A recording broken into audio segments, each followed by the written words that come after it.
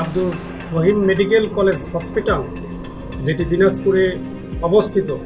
আপনারা সকলেই জানেন এই মেডিকেল কলেজের সেবা প্রার্থী বা সেবার আওতায় যারা রয়েছে এই উত্তরবঙ্গের কয়েকটি জেলা পঞ্চগড়, ঠাকুরগাঁ, দিনাজপুর, নীলফামারী সহ আরও কিছু অঞ্চলের লোক এই মেডিকেলে কিন্তু সেবার জন্য আসে এবং যারাই এই মেডিকেল কলেজে সেবা প্রার্থী হিসেবে আসে এদের মধ্যে কিন্তু অধিকাংশই একটু হতদরিদ্র এবং তাদের চিকিৎসা জ্ঞান সম্পর্কে কিন্তু ধারণা অপ্রতুল।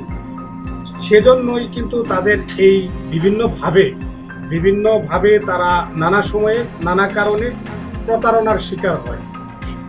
বেশ কিছু তথ্য আমাদের হাতে ছিল, আমরা ইন্টেলিজেন্স বাড়িয়ে দেই। পরবর্তীতে আজকে এই আমার দুই পাশে দেখতে পাচ্ছেন সদর সার্কেলের additional SP Jinnal Mamun, officer in charge সাহেব আছে। সকলে মিলে আজকে সকালে অভিযান শুরু করা হয়। আমরা প্রায় 11:30 পর্যন্ত অভিযান অব্যাহত রাখি এবং এই অভিযানের মাধ্যমে আমরা মোট 21 জনকে, 18 জন পুরুষ এবং 3 জন নারীকে আটক করে নিয়ে আসি। তাদেরকে জিজ্ঞাসাবাদ করেছি, আরও ব্যাপকভাবে জিজ্ঞাসাবাদ করে যাচ্ছি। আরও অনেক তথ্য আমরা পাবো, সেগুলো আপনাদের